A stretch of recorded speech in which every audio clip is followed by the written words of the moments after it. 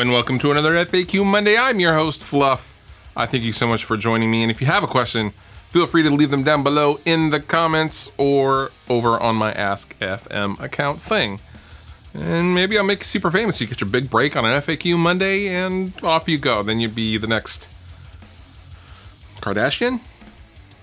I don't know, I'm trying to think of things that would make you famous for doing absolutely nothing.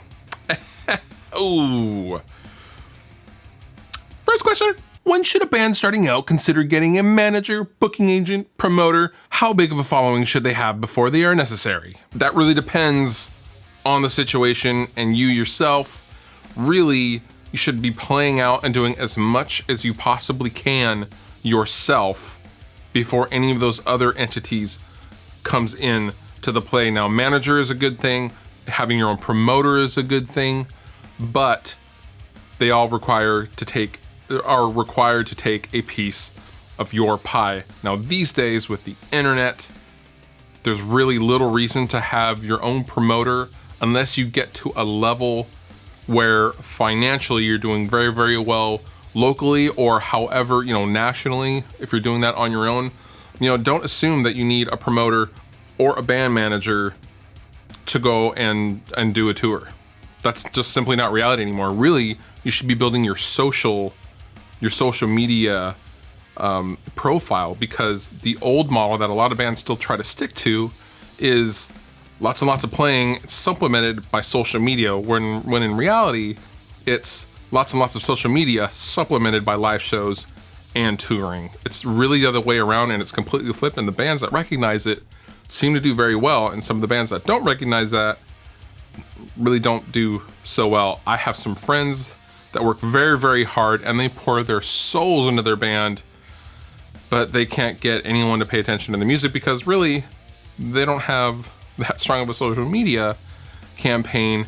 And so the average person on their phone isn't going to know who this band, if they see them, are anyway. So really, really, really strengthen your social media and your live show, and hopefully, in an ideal situation, the promoter and the band management will come to you, so you don't even have to seek them out.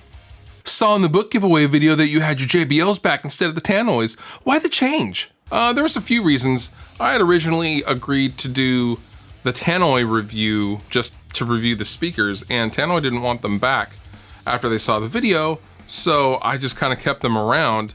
And my intent on having the larger 8-inch speaker was to check the low end of some of my mixes and seeing where the bass is sitting at, but they didn't go as low as my 5-inch Neumann KH120s. Now, to be fair, there's like a $700 or $800 difference between those two monitors, but it would still be really nice to go really low, and I found myself missing the JBLs. The JBLs for me are home. They sound so good, and I'm so familiar and comfortable with what they do that it just made sense for me to go back and get another pair of LSR 308s, because they at least go down to, I think, 32 hertz or something like that. They go really, really low, so it really gives me a decent picture of the low end without getting a sub, because I don't like subs.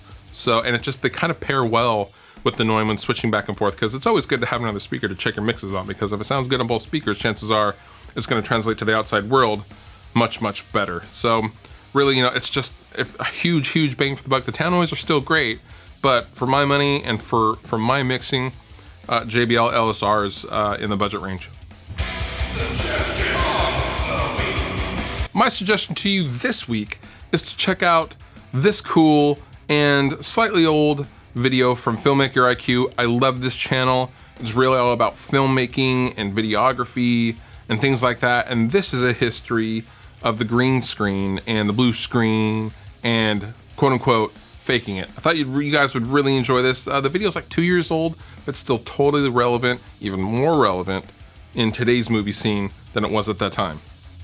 You've been wonderful. I've been Fluff. Thank you so much for watching, and I will see you next time.